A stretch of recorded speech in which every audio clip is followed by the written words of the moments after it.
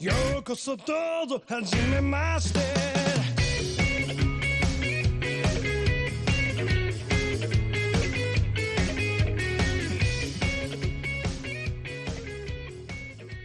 Hello, everyone. Welcome to the GLORIO Chat, the best anime podcast on the internet. And I guess we're back. Let me start by apologizing. We have not had an episode in over a month, but life gets busy. It's a busy time of the year for everyone. Yes, and it's certainly not like we have left everybody hanging. I don't think we have a ton of content up on the site at theglorioblog.com right now. Killed ourselves finishing Legend of the Galactic Heroes. Yes, and yes. That podcast went out as well with the four of us. So there's lots of content there at theglorioblog.com. We just have not had an opportunity to talk about. So all you Fairweather YouTube only people. Yes, it's time to hit the blog. We write things too. It's time to. It can be fun. Dig deeper into the GLORIO network. So yeah, we're back. It is now 2020. 2019 is over. The decade is over. The 2010s are over. And we probably had a lot of things we could have talked about. We're sort of at a crossroads here with anime, with shows coming in, shows coming out, and whatnot. But we thought it would be good to start by just putting a bow on 2019 and talking about some of the best anime from the past year. And so to do that, let me, before I forget, introduce everybody. I'm Gel, and I am joined today by Iro. Still here in 2020. Still here for another year, another GLORIO year. Not dead yet. Not dead yet. G. I'm not here for a year. I'm here for the next GLORIO decade. Yes. Y'all gotta understand. See, that's the value I bring to this group. Is I'm here for the long term. I'm here for the long haul. I'm not here for the next GLORIO year. Not for the next GLORIO years. Yeah. I look forward to reconvening with you all again in 2030 when we do our. God. I didn't even say that. Oh man. 3 episodes every 2 weeks for the next 520 weeks. Exactly. If Jeff Gersman can do it, we can. Even though we're not doing this for a living, even though this is not our day jobs, I look forward to podcasting for the next decade. Yes. Granted, given the first week of 2020, let's just take things one step at a time. Yeah. If there's still podcasting, if the internet still exists in 2030, then so be it. And we also have Marlon. Hey, I'm here. All right. So, like I said, we wanted to focus a bit on the best anime of 2019, and we're going to take a look at our top 10 list, which we did put out, and you can even go to theglorioblog.com, pull that up, and follow along with us if you like.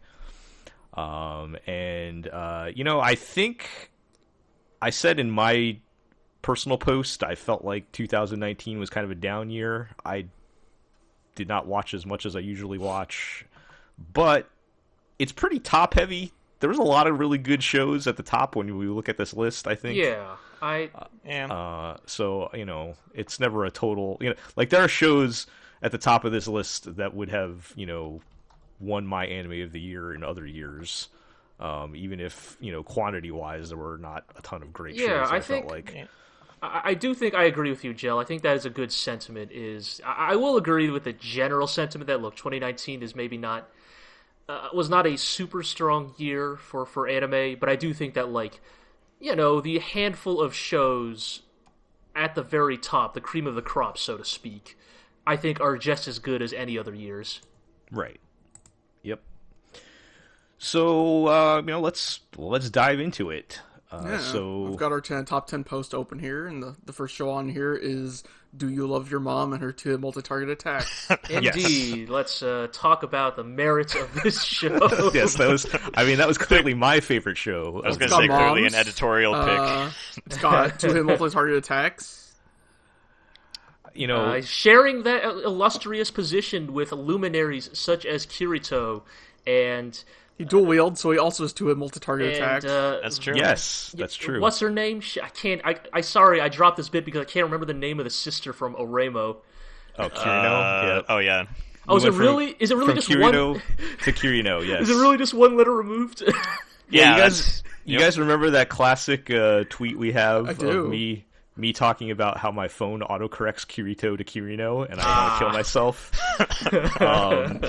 Yeah, we had that. We had what was the one with the chastity belt? Oh Christ! Emo, I forgot that was one of them. Yeah, Jesus. I I regret this that. bit now.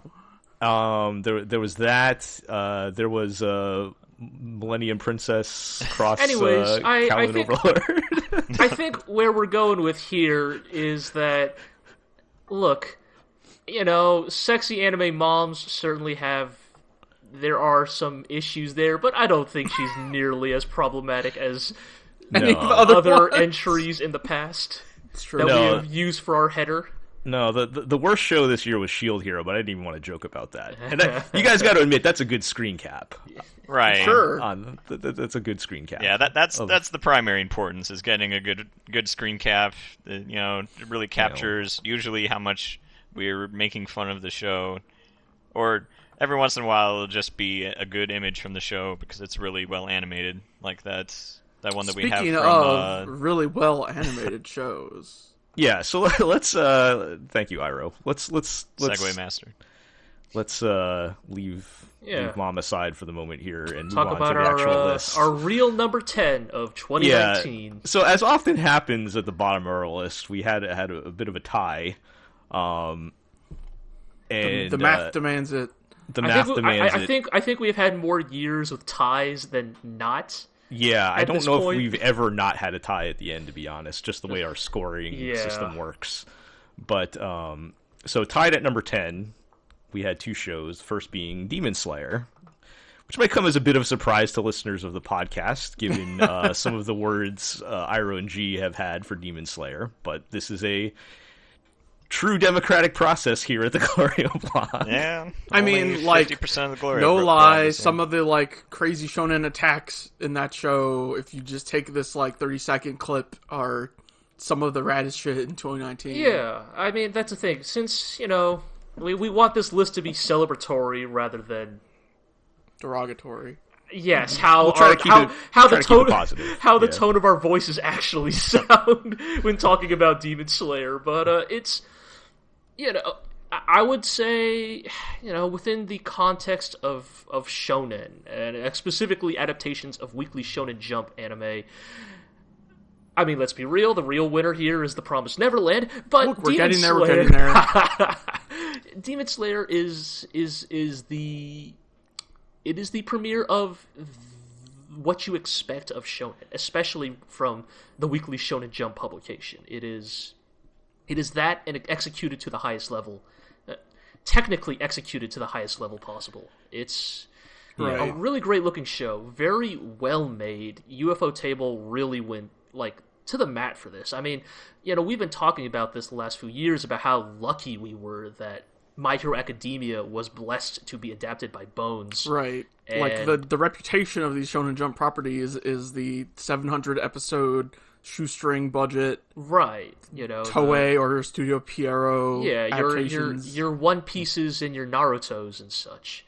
And, and also, often bloated with filler and all sorts of just unnecessary material. And don't worry, Demon Slayer had plenty of unnecessary bloat on its own. Yeah. It didn't need non-canon filler. But I liked the beginning at first, because it seemed like a kind of novel concept. It actually has the hero training for 2 years. I mean, they don't show it on screen, all of it, obviously, but the idea they had their time skip at the very beginning, right?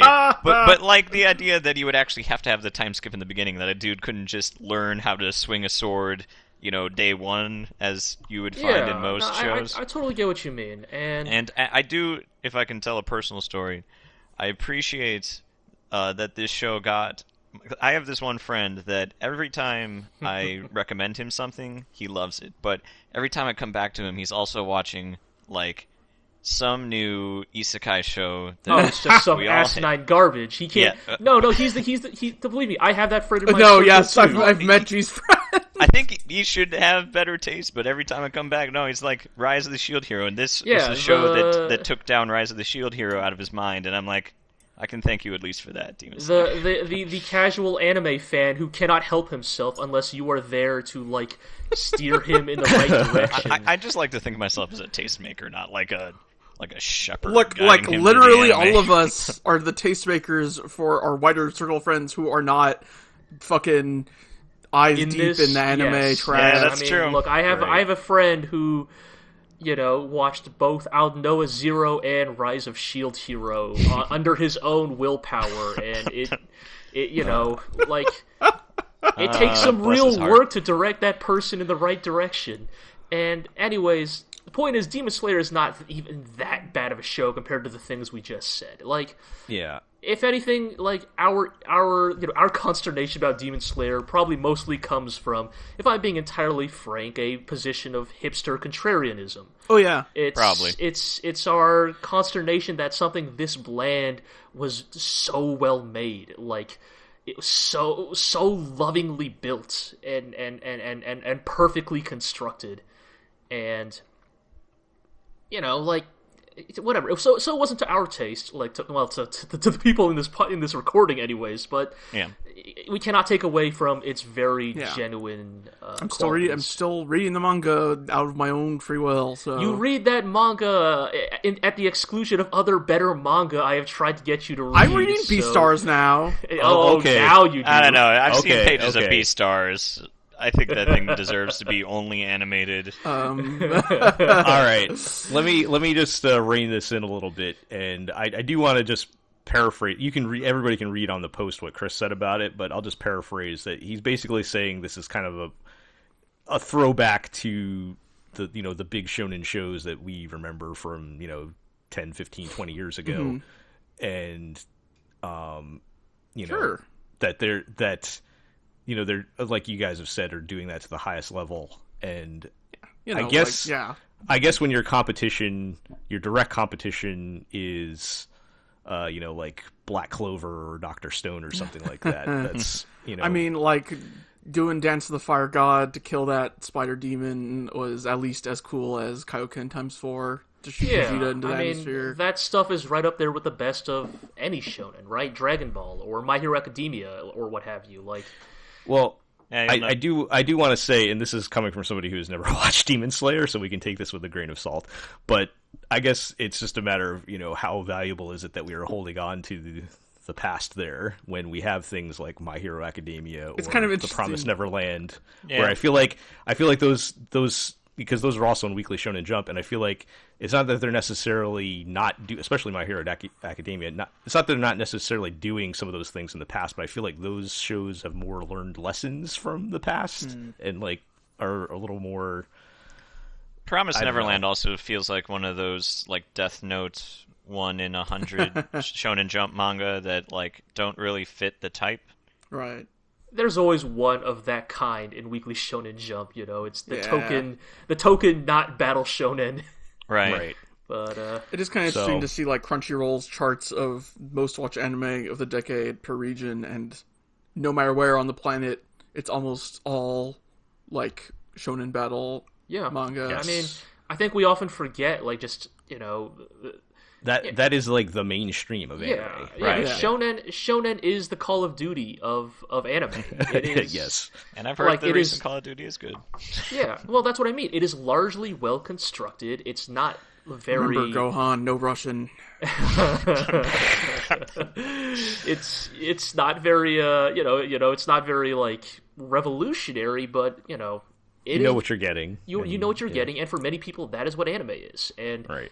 look, I'm going to be honest, like, this is not meant to be a podcast about recently airing anime, but Iro and I have been watching the latest season of My Hero Academia, and let me tell you, like, competition is not that stiff this year for Battle Shonen.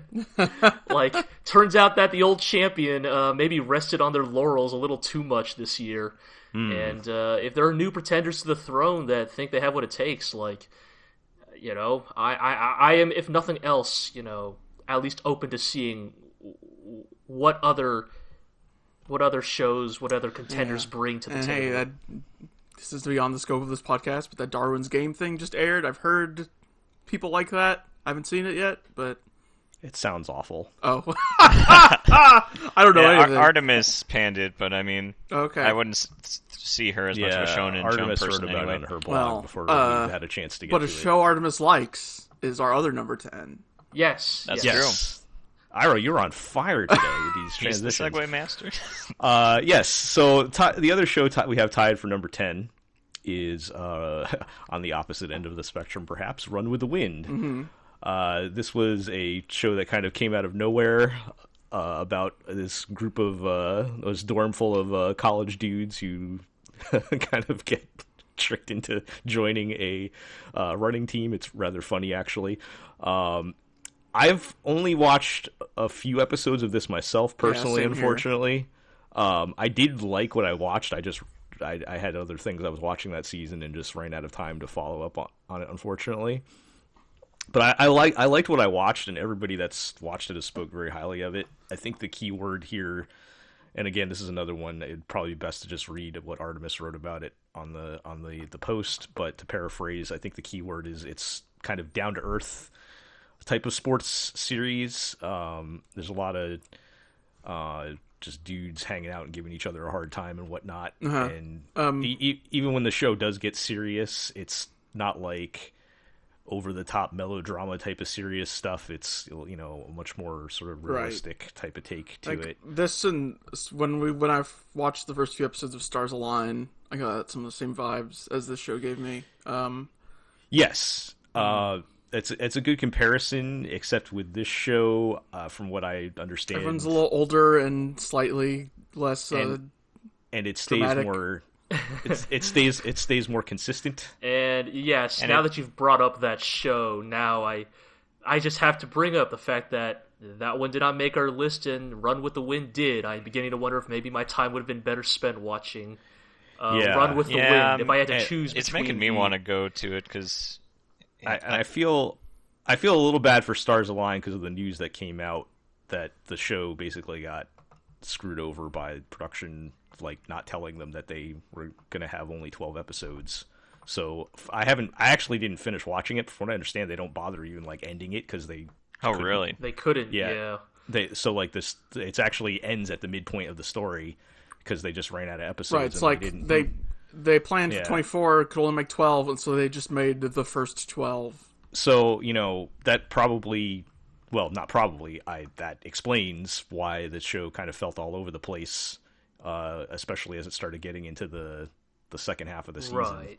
So Can I be feel good. bad, but, you know, the reality is reality. Yeah. So we have to judge the show by what came out. And Exactly. it seems like, but yeah, I agree, Iro. This has this similar vibe to it. The plot and everything is not anywhere near the same as Stars Align, but like the mood of it is kind of similar. Mm-hmm. And I think if you were enjoying Stars Align, then this is probably another good one to check out.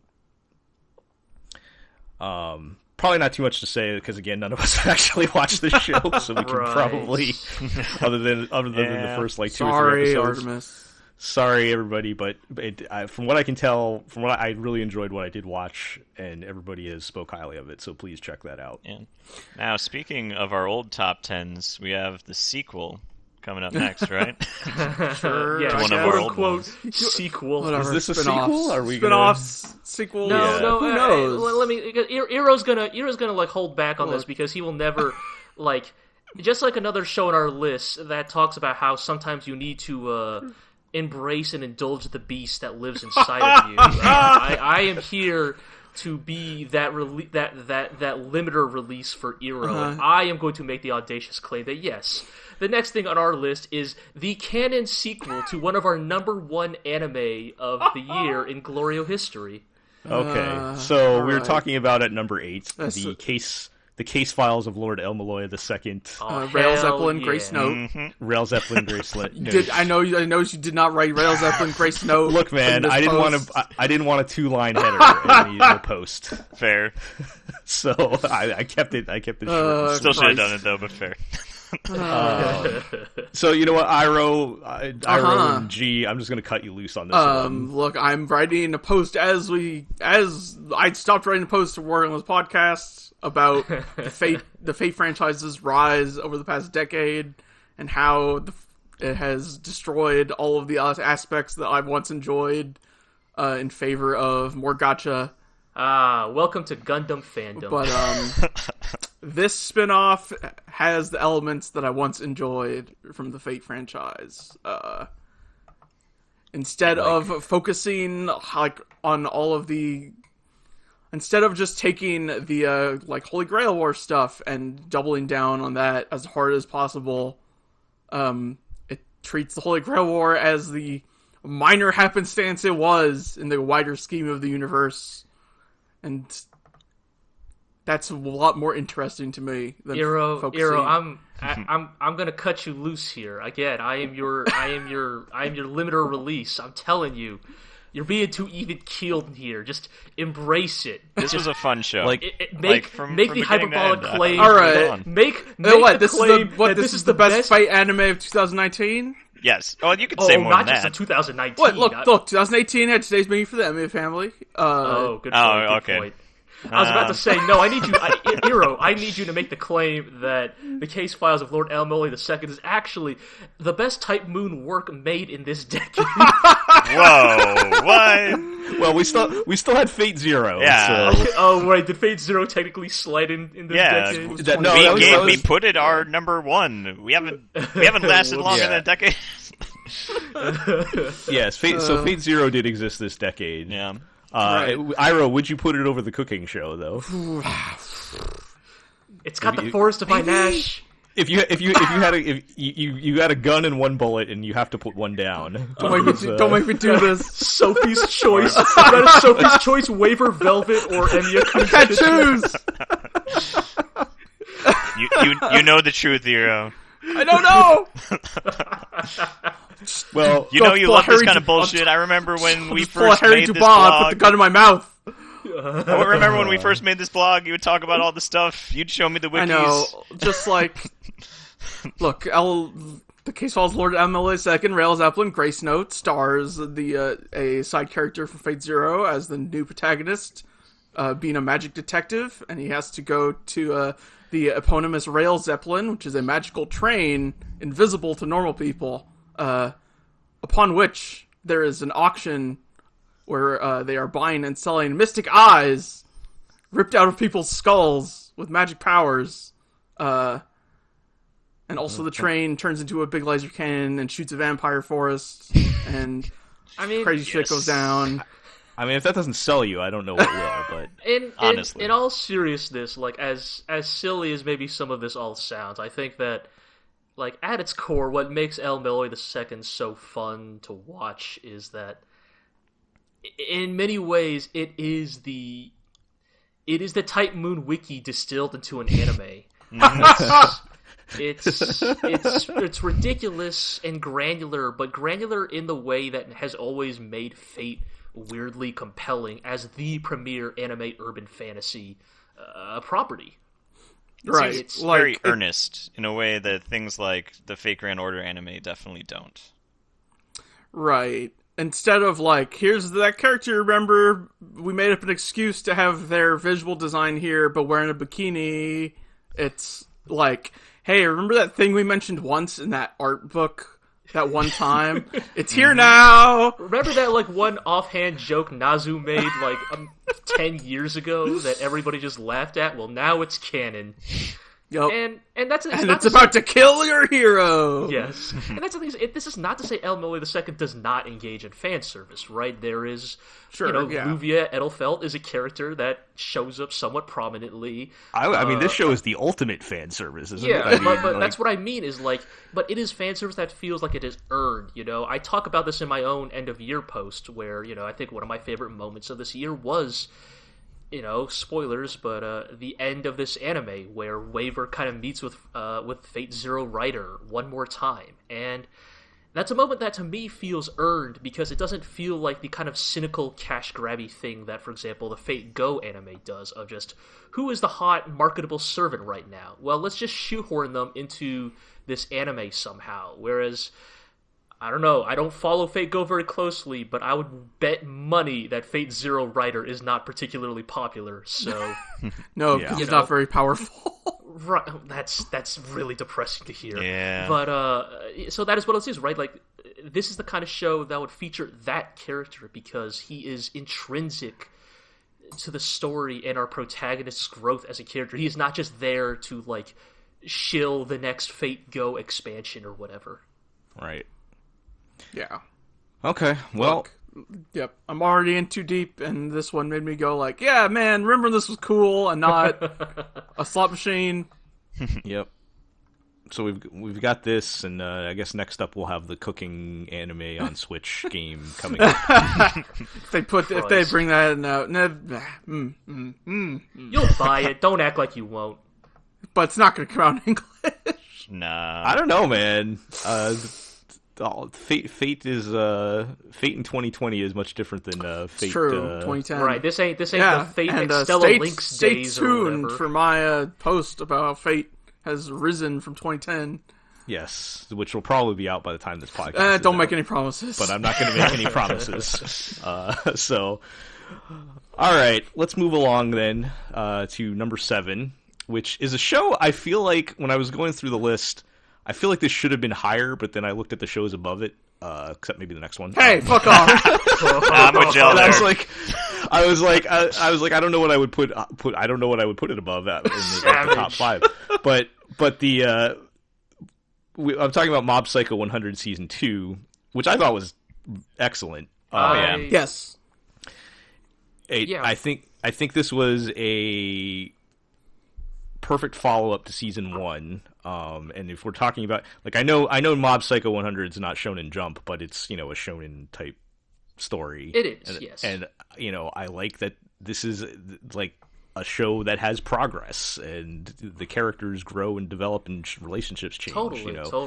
Mob Psycho 100 season 2 gave us a lot of things that we were waiting for, like, basically Mob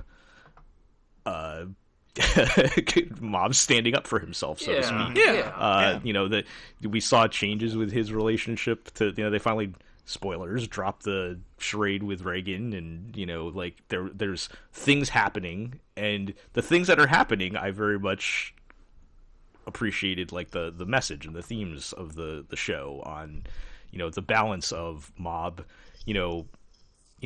Obviously kindness is the most powerful thing that he's learned, but sometimes you do have to stand up for yourself and fight. And finding that balance, it was really well handled in all of this, and it also just looked really cool. Yeah. Oh yeah. Oh yeah. There's that whole Letterboxd episode that is just, dude, that episode perhaps the most insane feat of animation all year. 4 or 5 or somewhere around there, right? It's like, I know which episode you're talking about. It's like, when he's like in the dream world, and right. Like, I think I said at the time, like, most anime are lucky to have even 10 seconds look this good, no less a full 22 minutes. Bones really outdid themselves with season 2. Oh yeah. To kind of echo your thoughts, Jel, I think that Mob Psycho 100 season 2 this is what sequels should be. A sequel should escalate, but it should also address the plot points and the developments of season 1. Like, the best thing that Mob Psycho season 2 does is that it is not just a reset to the status quo. Like, it takes what happened in season 1 and kind of carries those forward in how those affect the characters and the plot. And yeah, also, it's a really good looking anime. Like, you can really tell, compared to, say, for example, the other season 2 of a work by the same author, that unlike One Punch Man season 2, Mob Psycho's season 2, Bones did not rest on their laurels. They knew they had to bring it just as hard as season 1, and they really did in a way that's just so I think admirable. just like, I noted on my little blurb for it, that you can say the story is just as good though too, because I think you can probably say One Punch Man goes downhill after the spaceship, right? Yes. I would say so, yes. But the writing in this still was really strong. Like, I talked a lot about the themes of it, especially the most interesting one that I wish they had a few more episodes on. It was like, he comes and finds this family, and Reagan wants him to destroy them because it's just a job, and he hadn't really thought to this point. In a world where he sees the living just as clearly as the dead, like does one have more? Why should one live and the other die or be wiped out? Right. And I thought I thought they treated it really well. I wish they took a little bit more time on it, but I loved how they treated that and how they made the final fight stuff a little bit more than just a really cool fight. That you can see he's kind of battling with his own desires and his own realization of what power is. Totally. And I mean, I totally agree with you, Marlon. Like, we're obviously talking about how good the show looks, but let's be real. Like, a very good-looking show is not going to be something that makes, like, our top 10 just on the merits of how good it looks alone, Like, Mob Psycho, the real reason Mob Psycho is here is because the storytelling and the character growth is so fulfilling and well earned. Yeah. Like Mob the character is really one of the most like well developed characters in anime as a whole. I think just like between these two seasons, just his growth is really gratifying. It's very satisfying to watch. It's really well done. Is this the rare season 2 that's better than season 1?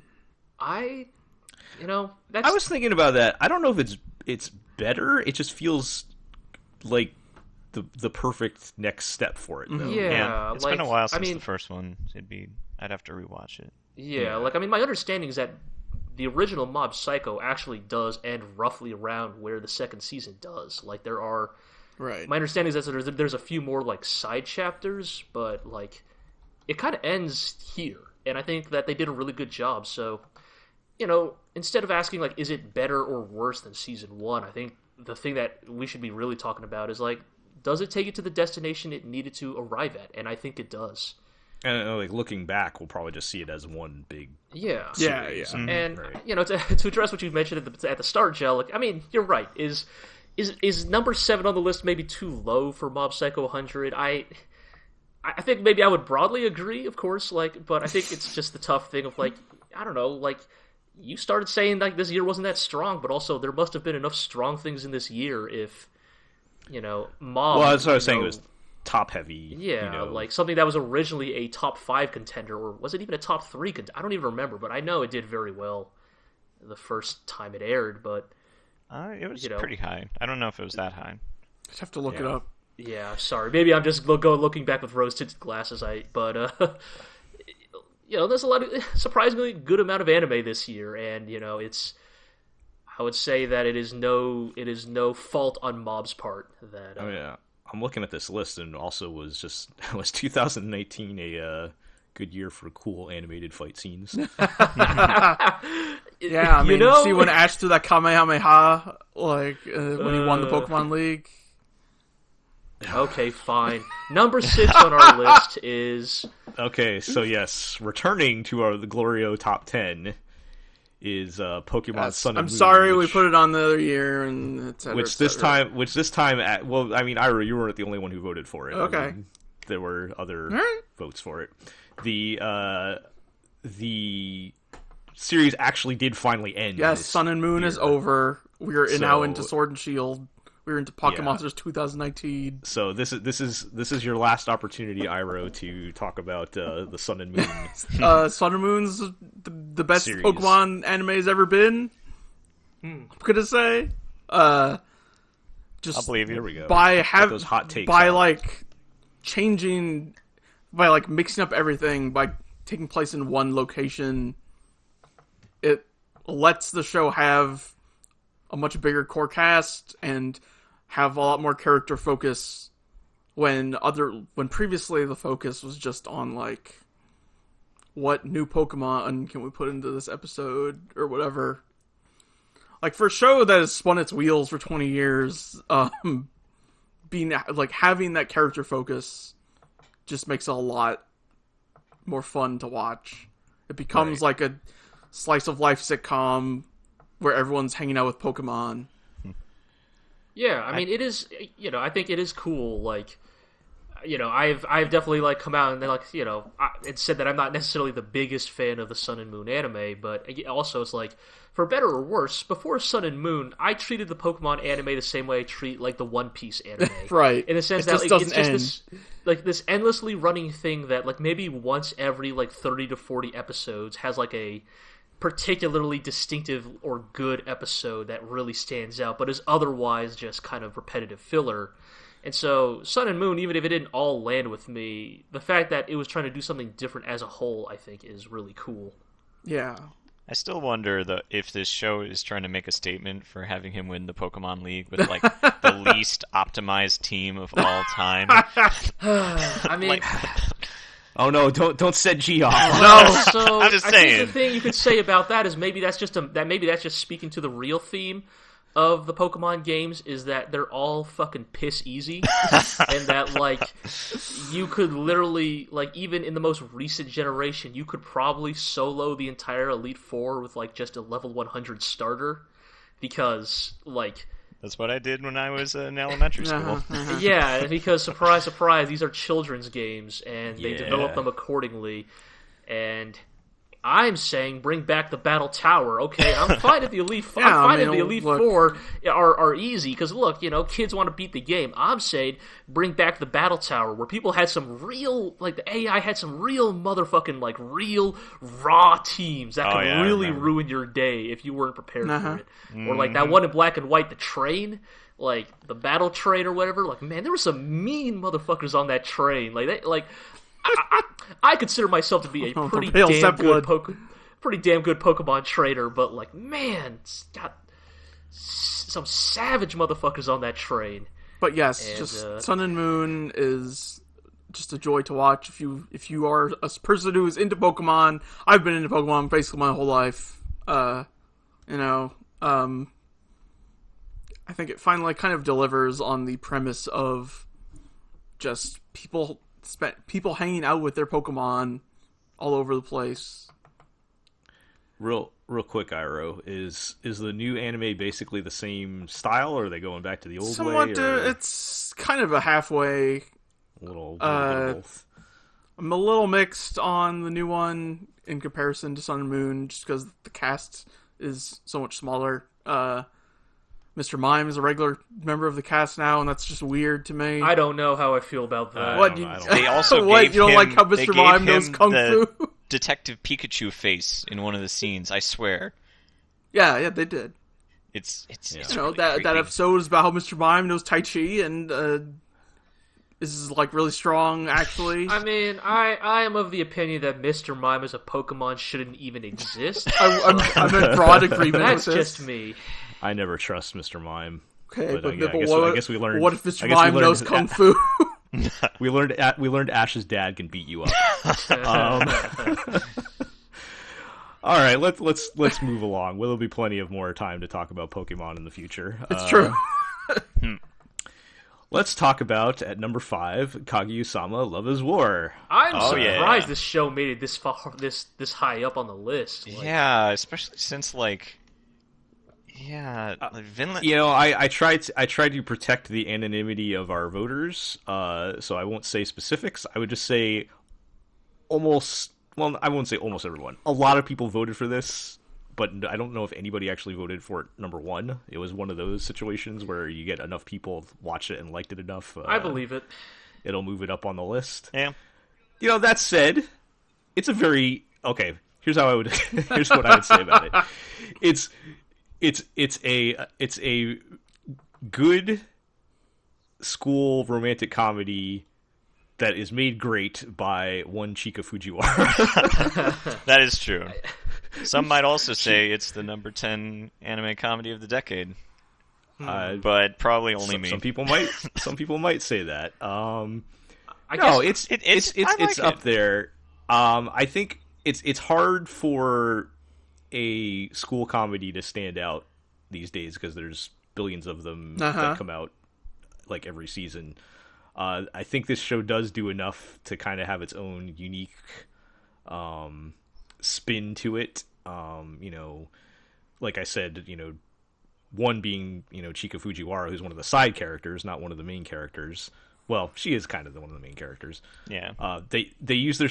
I think we learned like with shows like Nozaki-kun, where the supporting cast can be like make or break your entire Let's show. be real. Right. Let's be real here. With these kind of school comedies, the thing I'm beginning to realize is actually it isn't the main couple. The side characters are actually what make or break these shows. Like, Yes. entirely.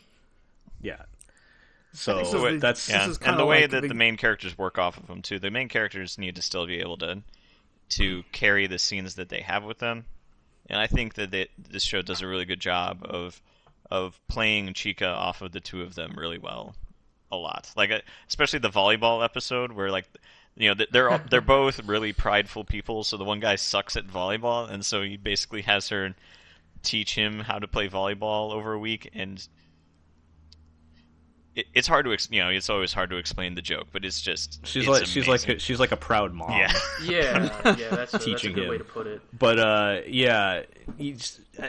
but that's the thing. Like, if you put her in another show, it wouldn't be as good. She has to be sort of the catalyst. She's the stirring up. right. Yeah, that's fair enough. Fair enough. The main romance. Like, it all works together. But yeah, she is pretty great. Whether she's rapping or beating somebody to death with a fan, Right. dropping Yang Lee quotes, Or just shouting penis over and over. shouting penis over and over again. Yeah. So, I mean, I think it does enough to differentiate itself from the pack. With regards to the cast. I also want to shout out.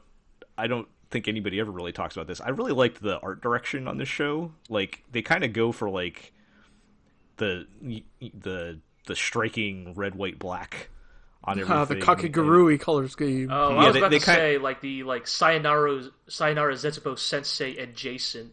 Yeah, well, kind of look. because they kind of.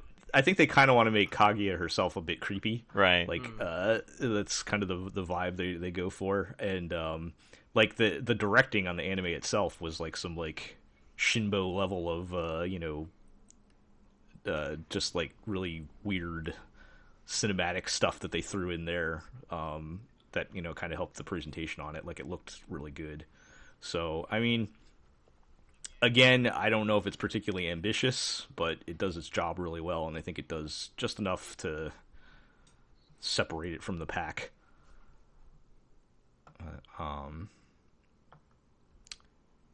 I guess that's it on that. But is it the best romance on this top 10? Oh man, I was trying to say, what did we do to segue to the next one?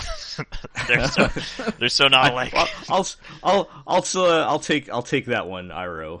Let's move along to number 4 on the list, which is Given. And my biggest regret in 2019 was not getting more people to watch this, unfortunately. I think only me and Artemis ended up watching it from our group, but Given was really good. I think, what I kind of wrote about it was, like, I think there's, particularly with anime, as soon as you hear it's like a boys love manga adaptation thing, I think everybody gets an idea in their mind of what that's going to be. Myself included, of course. And, I'm not an expert on the genre, but I have, from what I have seen from anime adaptations and deferring to, Artemis's opinion, who's much more up on it, usually that involves things like, really problematic or abusive relationships. And there are, in general, just a certain template that they all tend to follow with the ones that they choose to adapt for anime. And Given is not like that at all. It's actually, most of the time, a pretty chill sort of slice of life type of show about this dude learning to play guitar and, forming a band and whatnot. And underneath that, there's sort of this slow burn romance thing going on that, like, they do a great job of building up and just, like, exploding at the climax of the series. Like, my best anime moment of 2019 came from, you know, the big climax episode of this series that they did such a good job of building up to. And, you know, there are dramatic moments, but they sort of like punctuate, and it works really well with, you know, usually the much more relaxed sort of vibe to the show. And it covers, you know, it can be funny, it can be serious, like it covers everything. The dialogue is really well written. It's just like a really great complete package overall. And, you know, I'm it's unfortunate that I think it does fly under the radar because of people's expectations. I remember you saying of what they think it's going to be. I remember you saying, like, for a lot of shows, you'll get like 3 or 4 episodes in and think, this would be great if it delivers, but it's not going to deliver at all. And then it doesn't. But then you're saying, given like totally does manage to stick the landing and yes, justify everything that's happened so far and make it all fit together perfectly. Yeah, and if you go back and look at our first look on it, I did not like the first episode. Right, wasn't it like the guy didn't even know how to play guitar or something like that? Yeah, what's a band? For some reason, yeah, there was some stuff in the first episode that was just like, made me think that this was going to be badly written and it was just going to go in the exact direction we all thought it was going to go. And but I gave it one more episode, and the show only got better throughout the whole series, until, you know, the last couple episodes are so good. It pays off everything. And it'll be interesting to see, because the series ends in a pretty good place to end the series, but there's, I guess, a movie coming up, so it'll be interesting to see where they go with it from here. But, you know, definitely, I think something that maybe flew under the radar a little bit that people should check out. All right. Something that didn't fly under the radar. Yeah. You know, speaking of like big Hallmark weekly Shonen Jump adaptations. Yes. So one of the big, most anticipated series from this year was The Promised Neverland, which we have at number 3. We've already mentioned it several times on this episode. Alluded to it. You know, how it's not your typical, weekly Shonen Jump story. And, you know, speaking as somebody who's never read the manga, I thought it was great. I thought they really delivered. Execution was flawless, I think. Yeah. I thought it really delivered on an interesting, different type of story. Mm-hmm. This was not a young kids have to rise up and learn to fight their problems. There's a lot more mind games and suspense, mm-hmm. and yeah, which also kind of makes me think of Death Note in that way, of like the right. the double crosses, like in all the mind games. Yes. Yeah, side switching and alliances and I still wasn't expecting what happened in the last episode. Like it just does a good job of building to a very clear climax and then paying off on the climax like fantastically. Yeah, I think I've said it before. I think that The Promised Neverland, like the anime adaptation, is about as close as like perfect as you could hope to get. Not just in terms of the technical aspect, but also in terms of the narrative pacing and the way they approach the final climax of this first arc.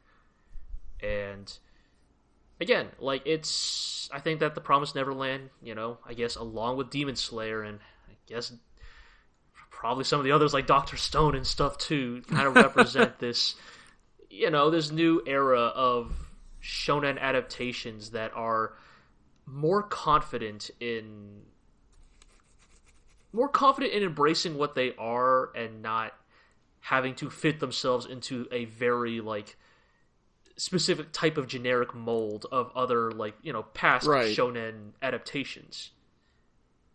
Like these shows are comfortable being what they are, following the original stories of their source material, not really they're not feeling the pressure to punch it up, so to speak, right? Just I think there's a reason like this and Demon Slayer are on our list, but Black Clover is like not even registered on our radar. Or hey, how about? I mean, I guess it didn't end Border. How about the fact that like this will be probably the first and last time in this podcast we ever say the word Fire Force out loud. Oh man, man, that show should have been so good. Why did it have to be so again? bad? Hell, to allude to our conversation earlier from Mob Psycho, like if all it took was looking really good, Right. Fire Force would be on this list. But it takes more than that, and I think there's a reason why the Promised Neverland is here instead. Yeah. It's also unfortunately one of those shows that it's really hard to talk about without like spoiling something totally. really like Yeah, integral. I think that's what we're all kind of dancing around. Yeah, a we're all little just bit. kind of talking around it. So yeah, there's not. I mean, again, it's I don't know what our spoiler policy is for these podcasts. I know that we run pretty fast and loose with yeah, it. Right. yeah. Like ideally, people listen to this and decide to check out shows they maybe haven't watched, beforehand. But just it's the thing. I guess you'd say about the Promised Neverland is like if you're the kind of person who is maybe wary of something because it is published in Weekly Shonen Jump, I would say, don't let that get in the way Right. of it. If the premise sounds interesting to you, because at least Right. this arc, anyways, does some really interesting things. It's willing to play in some places that a lot of shonen will not. I think if I were to boil down, I think Artemis kind of boiled it down pretty well in her write-up. Like, even taking the context of it being Shonen Jump and all that away, like it does the whole psychological thriller thing really well. In that it's mostly psychological and not like cheap scares, Right. and gratuitous violence. And there is some pretty terrifying gore and violence and stuff going on, but it's used in a way that it like actually ratchets up the tension rather than you laughing at how ridiculous and over the top all the blood and everything is. Like that's not, it's pretty rare to see anime do that, have that kind of like restraint, right? Yeah. So when they do these types of shows, it's usually like you can't take it. It's not like really intense or scary or anything because it's so ridiculous. Yeah, I've heard that's this has the nuance to pull it off.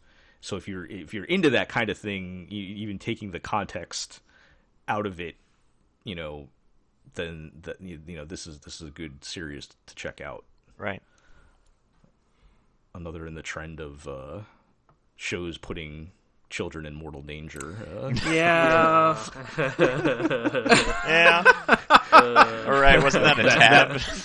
I mean, I think that was was that like on High Dive or something? Yeah, Marlon? that was like High a Dive. tab. they have. Made in Abyss was one of our top anime, so One of mean, the best subgenres in anime these days. Oh, They yeah. also put it under. I don't know if this is too much of a spoiler, but I think they also put it under like tasty dishes or something like that. Yes, Right. yeah.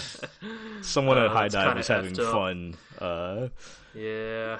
Yeah, I think it Well- was High Dive, but yeah. Yeah. I'd say that it's glad that we were able to give the Promised Neverland the props it deserves. yeah, because, during the period of time where it actually deserved it. because I will bet money season 2 of the Everyone's Promised gonna turn Neverland. on it in season 2. boy. Oh, dude, Yeah. nobody is.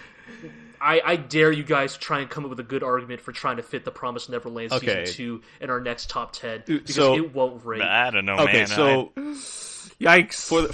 for the record, that is official. Season 2 is coming next yes. year. Oh. Or this year, I Darn. should say. So we're not speculating; it is happening. Oh boy. And those of us who haven't read the manga have no idea what's going to happen. But I sadly must You guys- agree with G. Other This than one. a guys sense have of warned us. foreboding, yeah. you guys have warned us, so let's enjoy this moment while it lasts. Yes, Right. yes. And, let the Promised Neverland enjoy its time under the sun, because just we'll like touch, those kids who get to live their idyllic lives until they turn 12 They or don't 13, know any better. Promised Neverland will also get to live its idyllic time under the sun until it grows older. Well, fortunately, the first season is great as a standalone story. Oh Right. yeah, totally. Yeah. is, So, totally like, is. we can just pretend that never happened and live our lives from there if we need to. But we'll touch base again later this year on that. All right, we're getting near the end here. All right, now we're getting into. All right, I hear G rubbing his hands right now. And, Number one. Okay, it wasn't actually, but no. Number 2 on our list is perhaps the biggest surprise of 2019. Oh yeah. Told y'all. All right, Iro. I know you said you thought the show could be good, but did you think it was going to be number 2 No. on our top 10 I did of not. 2019? Yeah, so even in that regard, I think that's a bit of a surprise. But we're talking about Granbelm. Granbelm. I think just week to week, the visceral, like, being in the moment, this show was, like, topped all of them. Yeah, that was a real I think, like communal moment for the 4 of us.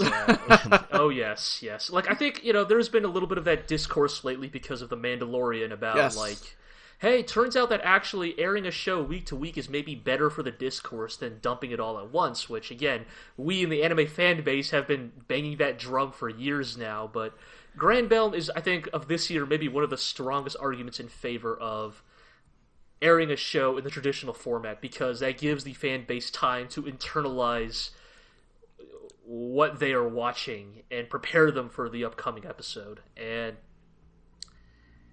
oh my god, guys, Granbelm's just so good. It's just so good. Man. Gel, level with me. You don't got to give me the specific numbers. Like, how close was Granbelm to number 1? Was it like a really wide gap like it is some years, or... It was comfortably at number 2. Let's put it that way. All right. So just like it was neither a blowout nor a close. So like Anafugo or Nene, it had a fighting chance, but at the end of the day, we all knew how this was really going to go. Yeah, it fought valiantly. Yeah, but Granbelm. I mean, you hear it in my voice. Granbelm is my. It's my number 1 anime of the year. I'm beginning to like put together my like mecha of the decade post, and like I'm kind of caught in this thing where like I don't know if it should be about mecha as a whole or just Gundam, because even if it's just Gundam, that thing could be 3,000 words long, no less like mecha as a whole genre. But I'm tempted to write about mecha as a whole genre just because I think that I can then tie that into my huge Granbelm retrospective. I mean, about how I think that show is legitimately awesome. Like one of. Sorry, Bartley, I keep interrupting you. What did you say? I said no. Do that. It would be awesome. like this was my number 1 show too. So yeah, it's just that like Granbelm might even be like I have a list of mecha anime that aired between 2010 and now, and like. Granbelm is a legitimate contender for mecha anime of the decade in some regards. Like, I'm not even joking. Like the sum of its closest competition is like fucking Gundam Build Fighters. Okay, like that's. It's been it's been a tough decade. Times, hard times, and like it's the things like the BDs just released like the other week. They fucking did awful. I'm talking like. Garo or Hinamatsuri numbers, man. Look, we all knew it. We knew it would happen. We knew that this was our baby, not anyone else's. Right? It breaks my heart. I get it. Like, people look at Granbelm, they see the premise, they see the character designs, they see the mechs, and they're like, well, this isn't for me. And I get it. Even I thought that. But it's... this show truly has the burning heart of mecha anime inside of it. Like, it's so sincere. It is such a sincere, loving tribute to mecha as a genre. Everything about it. Like, I'm rambling here, but so the thing I will say about Granbelm, for those who don't know the premise, basically it's a magical mecha battle royale. And the thing that I think it really does... like is it really understands like what mecha is distilled to its most pure essence. And mecha at its core, regardless of real robot or super robot, at its very core, mecha is human drama drives robots to fight, which drives human drama escalate, rinse and repeat. Right. And yeah, I'd say like it made me think a lot of Gurren Lagann, which I'd say is my favorite mecha anime, because we just have this escalation over and over again, and each time they're able to top it in really satisfying ways. not just with the mecha anime, but yeah, like also with how the characters interact with each other and making you keep guessing what's going to happen next. It was just so good. Also, because they're mechs and not human bodies, you can break and crush and destroy them as much as you want. Right. Without maiming a human being on screen. Yeah. Yes. Iro totally nails it, kind of calling back to our old mecha podcast from ages ago. Like, the thing that is so fun about mecha is that they are surrogate bodies. They can be ruined and savaged in ways that flesh and blood cannot. And we see that multiple times in this shit. Like, we all kind of went into this thinking, like, oh, they hold these battle royales once a month. We're going to have, like, one really good fight at the start and, like, one really good fight in the end, and it's just going to be a bunch of fluff in the middle. And Granbelm just kind of, like, crosses its legs. It's like, no. There's going to be a fight every episode. And they were largely pretty good. Like, we talk about Nene, her fight, like, the one that keyed us all into, like, oh, this show might be... Right, like, this show might be something kind of special. Right, like, I don't think any of us expected, like, episode 5 to be just 20 straight minutes of mechs hitting each other. Right, or, again, how about we talk about the one character who I think was featured in all 4 of our end-of-year posts, like, phrased perhaps slightly differently, but every single one of us felt we had to dedicate at least a full paragraph to the character of Anna Fugo. Yeah. Anna Fugo did nothing wrong. Endorphin! Hashtag Anna Fugo did everything wrong. That's why Anna Fugo's pain. That's why I love her. Nothing wrong. Just however you want to phrase it, the Anna Fugo did nothing wrong. Anna Fugo's wild ride, Anna Fugo's pain train, she just wanted to be the witch, man.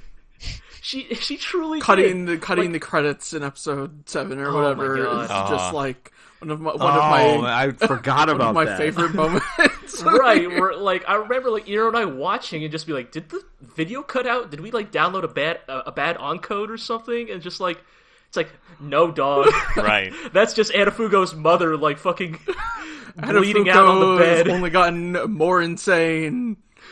Oh, man. It's, like, here's the thing. I mean, like, the visceral week-to-week was unmatched. Yeah, and that's the thing, like, if you're listening to our to this podcast and, like, you're still like, I don't know about the show, then let the enthusiasm in our voices convince you. This show was... exciting to watch, and not just in both like the classic spectacle way mecha is, but in the character things as well. I'm not going to say this was like a look. I'm not going to act like this was like a particularly nuanced show, but I really did love the character stuff in this show too, like Anna Fugo and Nene, and you know what, like even a Suisho, like she is.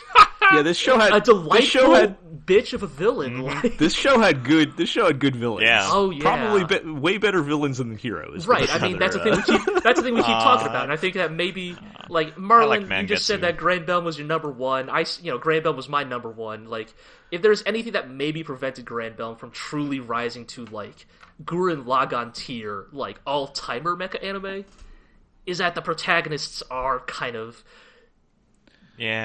fucking losers. I mean, Mangetsu's fine, but Mangetsu's great. It's Shingetsu's really the problem. And Shingetsu is the main character. Yes. I mean, and I think we learned why Shingetsu's character is usually the supporting character and not the main character. Right. It's usually like your typical.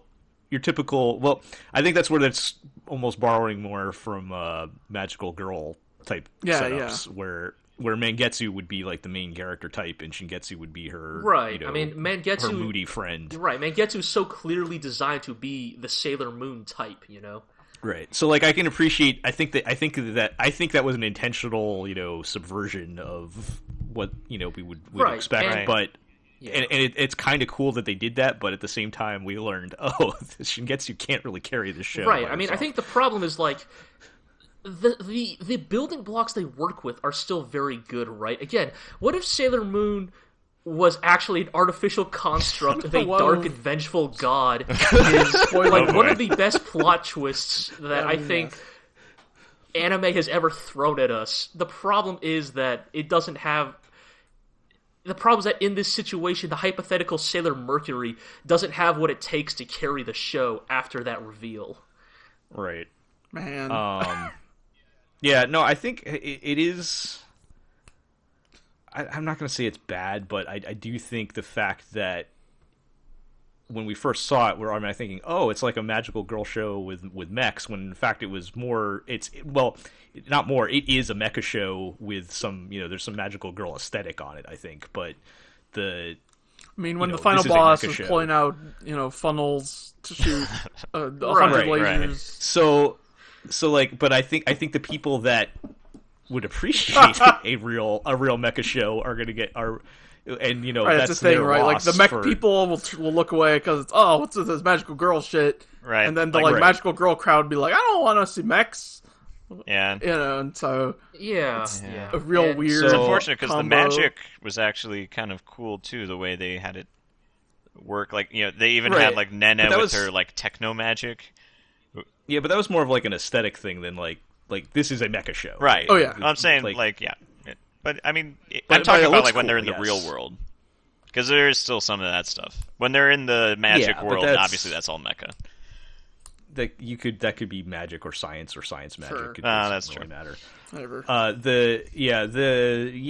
So it's kind of unfortunate that I feel like people not maybe having an open mind for it may have doomed it. Of Granbelm's demise here. Yeah. But, the show has a character whose back has shotguns with bayonets on them, and then it stabbed someone with the bayonet and then pulled the trigger of the gun while they were stabbed. Again, it's like the sensibilities of that show. It's mecha through and through. It really understands the appeal of the genre, and we could keep going about this all day. So I'll try to like close this out by just saying, like, again, I think that I am very happy with what is our number one on this list, and the thing I will say, though, is I think people will eventually watch what is number one on our list. I don't think I'm going to need to sell it that hard. Right. People will eventually realize what is so good about it. But Granbelm, that is the one that I really throw my weight behind when I urge people to consider checking it out, because it needs it. Yeah. It needs it more, and it deserves it more. Yeah. Again, not even joking. Like,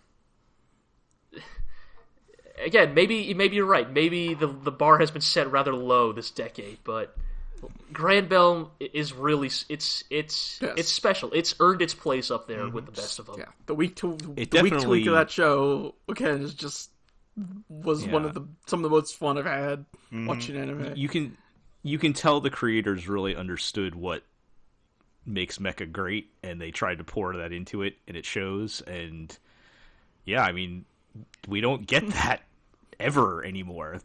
That's if we do get mecha shows in this decade, it's always watered down in some way, or try to spin it a different way, or something like that. Are you saying Buddy Complex is not the best mech show of the decade? You joke, but I know people out there who are Buddy Complex defenders. So okay, what about Cross Ange? Or Captain Earth? Okay, now you're stretching. All right. Ouch. Yeah, so competition maybe not that fierce, but this show really Shout gets out to it. G-Reco. And it's too bad check this it next out. show once again cursed G with CGI bears. I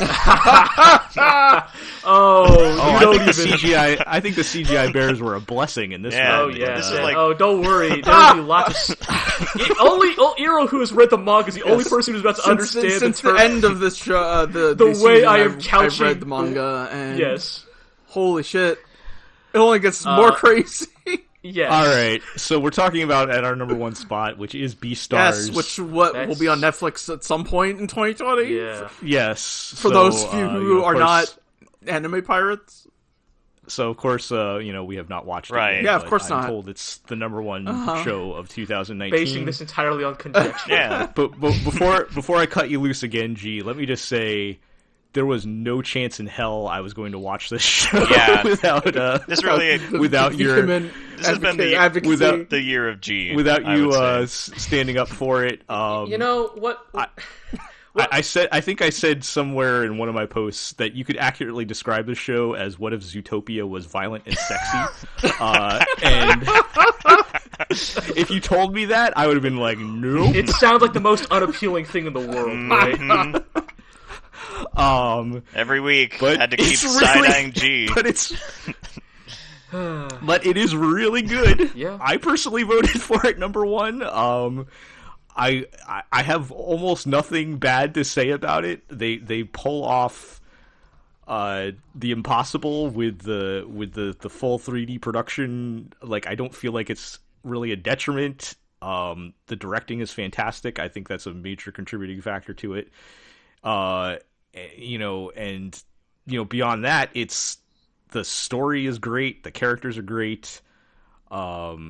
It's different enough to, be exciting, and they cover a lot of different areas, whether it's, comedy or lighthearted and weird stuff, or, more serious, allegories for real world stuff, or cool fight scenes, panda bears with bamboo crossbows. I mean, I don't. the thing about the show is, like, not to nitpick what you're saying too much, but, like, I think while Zootopia was perhaps, like, obviously allegory for real life issues, Beastars kind of goes like extra step of taking what could easily just be allegory and just making it part of, like, that's how society works there, and so Right. it has its own unique implications and Yeah, it cultural reminded... things. It's both interesting as, like, lore, and also kind of making you think about real world issues, even if they're not, like, directly connected. Right.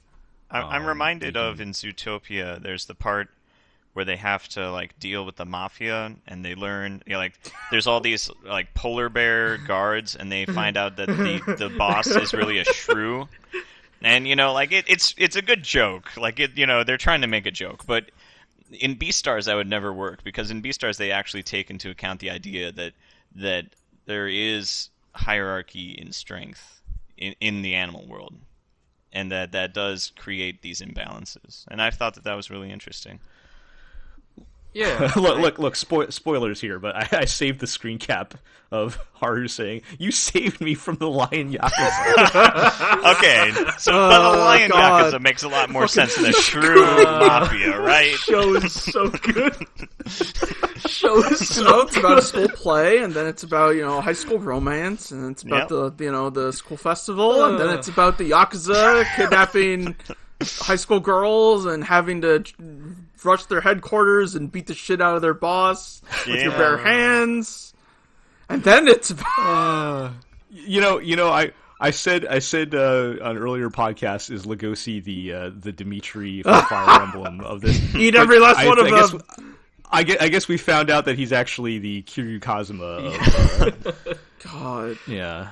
I think there's a lot of anime where I'm like, oh, this protagonist is a fucking idiot. I'm sick of it. But Lugosi is dumb in a very... He's an idiot, but you love him. In a very, like, wonderful, endearing way that is consistent with his character and upbringing, and I love... Yeah, like, you joke about comparing him to Kiryu Kazuma, but honestly, the appeal is kind of comparable. Like, they're both big, dumb idiots who, like, really, truly mean well and are a little bit socially awkward, but if you push them too hard, they will physically ruin you. God. But never kill anyone. And a Yakuza team to make a Beastars video game. Oh my god. Oh my god. Oh, he's so good. They already did Fist of the North Star, so... It would be so good. I'm not going to add too much to what you guys have said, other than... What can I say? I know how to call him, but... Yeah. I'm just really happy. Take your victory lap. That's fine. Like, above all else, like, I think I'm just really happy to see how well Beastars landed with not just you guys, but the anime watching. Oh, everybody audience. loves it that's seen it. Yeah, everybody that actually watches it loves it. Yeah, like, it's the Beast. Like, before, hell, even before Golden Kamui got an anime, I think you could like look back and find a record of me saying Beastars is one of those manga that yes I don't think we'll ever get an anime, and maybe I hope never does, because I don't know how you could pull it off. Mm-hmm.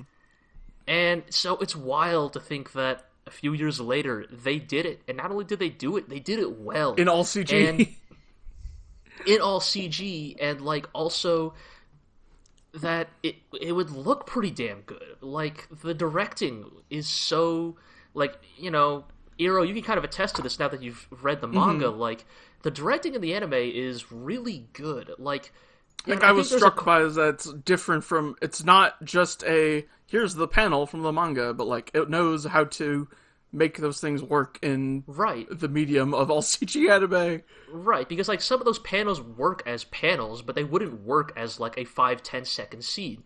And so the visual directing makes these choices to, you know, enhance and adapt those scenes for the medium. And then you have, like, those, like, occasional bits where, you know, suddenly it becomes a beautiful, like, space dandy one-off segment where it just, like, becomes really beautiful and hand-drawn and unique. And like the scene with Haru. Yeah, like Haru's one, like dream sequence thing. Yeah, you know, just like dream sequence Lewis after this rabbit is banging this deer. Yeah, but like it's you know, the way that, like, she's grasping through the trees and then they transform into the antlers. It's so that it's a really, like, cool anime. And, like, you know, again, like, you know, for disclosure here, like, Beastars was, like, my number 2 on my personal list, but I'm totally fine with seeing it number 1 because I think, you know, look, I made my stand at the beginning of this season where I said, like, of any manga that I have done my bit in the podcast for, there is none I will go harder to bat for than Beastars. Like, it really is one of my favorite manga of the last few years. It's, as you guys have said, it does all of these things, all these strange, disparate things, truly absurd things, but ties it up in a way that is strangely sincere and compelling and heartfelt and funny, and definitely funny, and it makes it all work. And so I feel blessed that the anime managed to translate so much of that.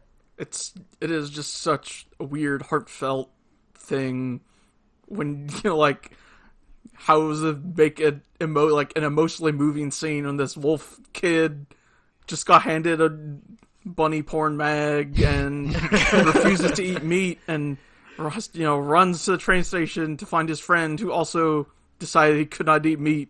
You know, it's like... It's how absurd. do you make that? Yeah, how do you make people get emotionally invested in that, and they pulled it off somehow? Totally. And now that they have, like, a season, you know, now that they announced season 2, I'm so excited. See, now, Iro, now you understand. You can join me in my excitement for. God, I want to see season 3 though. We'll have to talk. Like we'll have to talk off the air because I need to remember what you're implying about season 3. That would be different from season 2, but yes, there is some. Y'all are in for a ride. Yeah, I'm trying ready. not to cheat and look ahead here, but there is. Whew.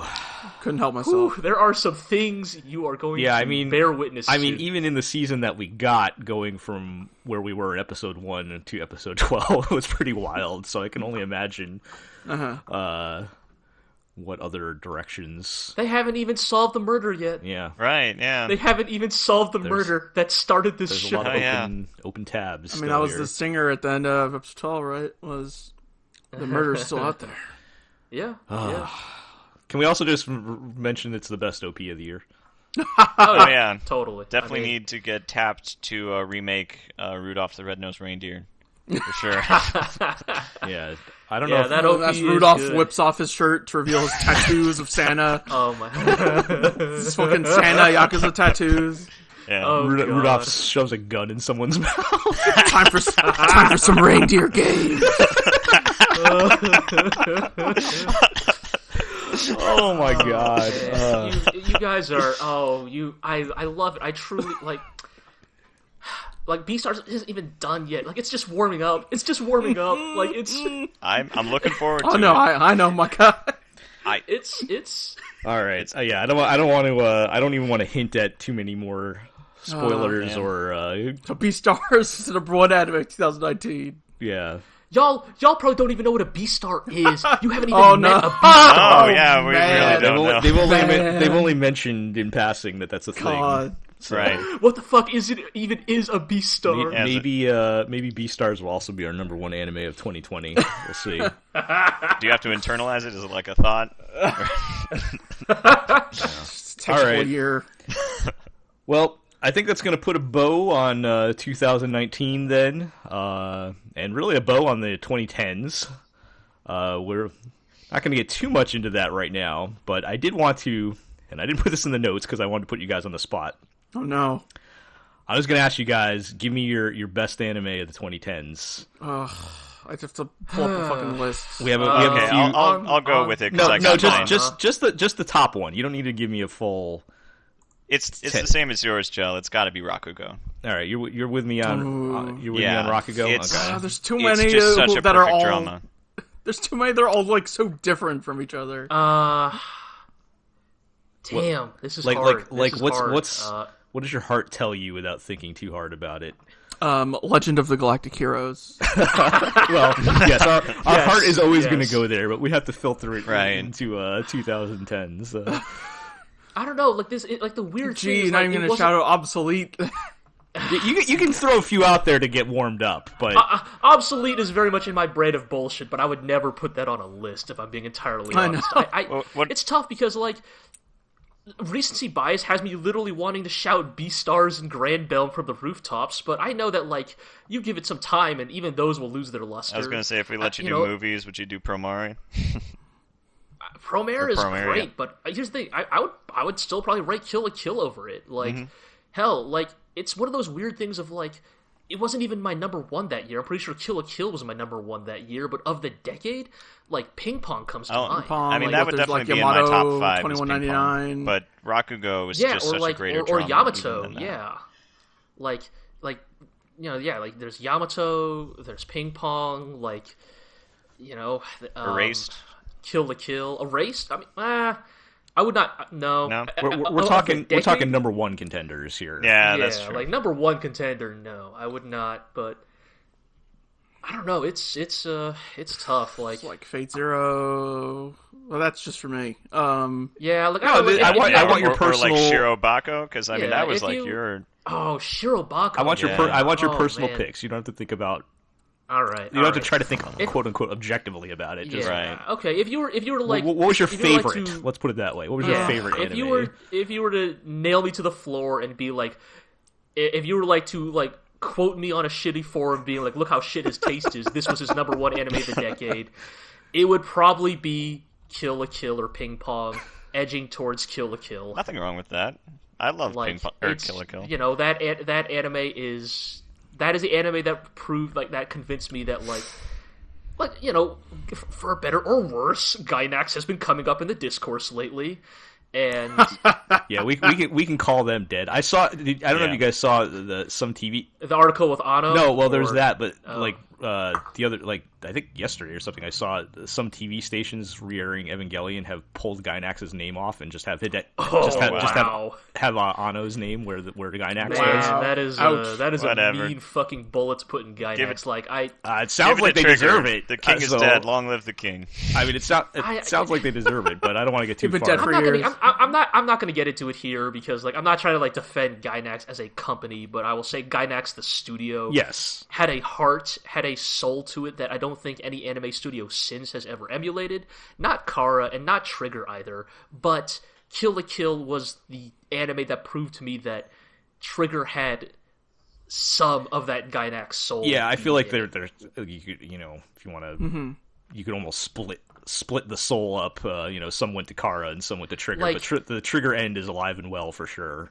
Yeah, like hell, if I want to be real cheeky, have Little Witch Academia and Kill la Kill do a fusion dance. There you go. That is the anime of the decade. Oh, so you're meaning what's its name? Or even Gridman really had a lot of the spirit. Again, the spirit of old Gainax in it. Yeah. No. What you really mean is that your favorite is Space Patrol Luluco.